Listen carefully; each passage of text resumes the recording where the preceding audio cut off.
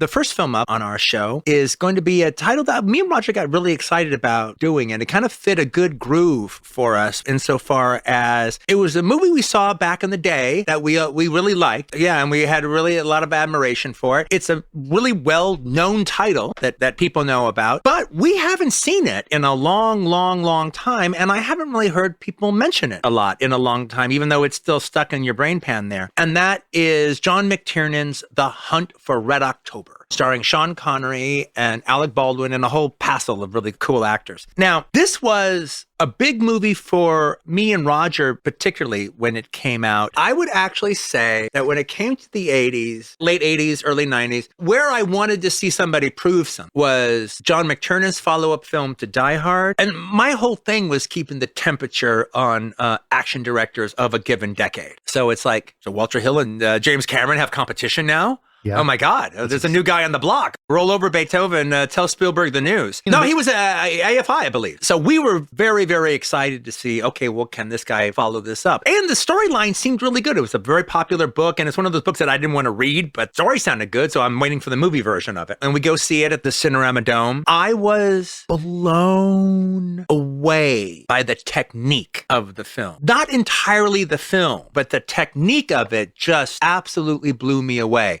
I'm going to get into the story in a second. I'm talking ass backwards a little bit, talking about the technique before I go into the story, but I think that kind of applies. When I saw Hunt for Red October, I was like, okay, yeah, boom. There's a new guy in town. It's absolutely, it's for sure. The new epic filmmaker of the generation is going to be John McTiernan. There's only so many directors that when they close their eyes and they make the movie in their mind that have a natural proficiency for epics, for epic filmmaking. And that's when they close their eyes. They can't stop it. They can't help it. When the movies that they see in their heads are epics. And there's horses, and there's tons of extras, and there's moving cameras, and there's giant production design, and it's all orchestrated to a T. The rest of us mortals have to kind of build it up a piece at a time to get those effects. But some fortunate few, actually, it can be unfortunate depending on the story, just naturally think like that. John McTiernan, he's a combination of Tony Scott and Otto Preminger. All right, you know, it's got the look and the sizzle and the hipness of Tony Scott imagery and lighting and everything, but it doesn't have the attention disorder editing style. It's a classical Tony Scott. It's more about orchestrating the longer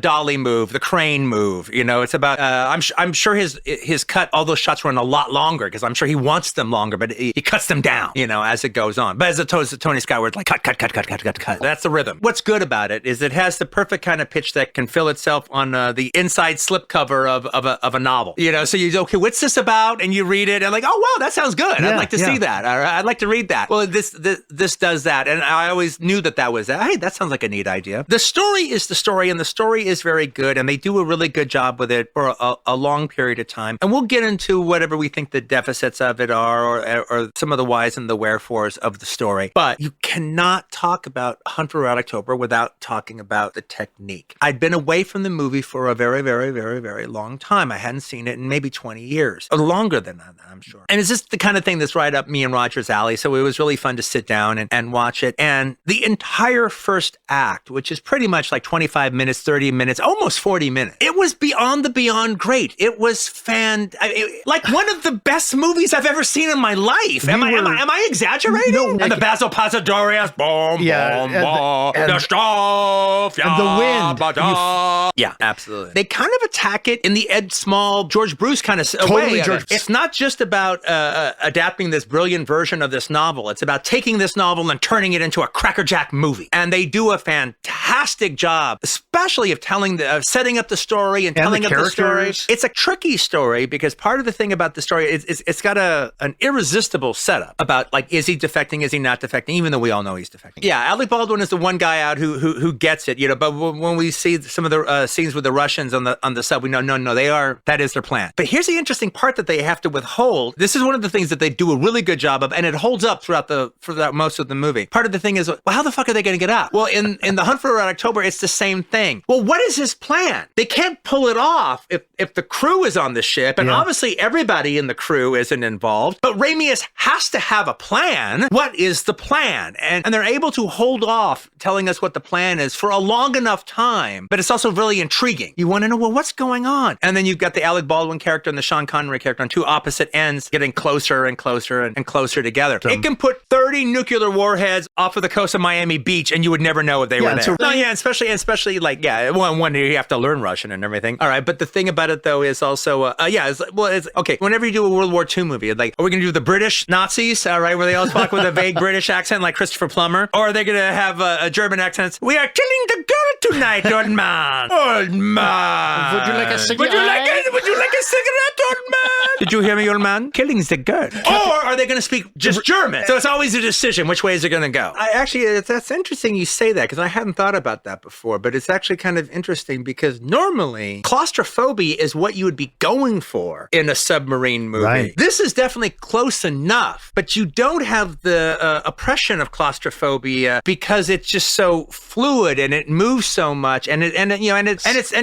keeps the pace going. They can cut between the Scott Glenn submarine and then the Red October, the Russian submarine, and you know exactly where you are almost at the cut. Yeah. At the cut. And part of it is the uniforms, but it's not. It's the color scheme. And the Red October is more it's a war machine, so there's a more warlike vibe. Yeah. All right, even though they're not planning on attacking America right now, there's a warlike vibe to it. Okay, so we haven't really talked about Alec Baldwin, and he is actually his character is a very important part of why the film works. Ramius has a plan because the situation is this is a brand new weapon that completely changes the balance of power when it comes to the Cold War. The Russians and the Americans have fallen into a little space where one moves up one space on the board game board, and then the other one moves up one space on the board game board. Nobody's technology has outclassed the other. With our old adversaries, the Americans are back again. But by creating a nuclear submarine with this type of power and it being able to run completely silently, so they would be able to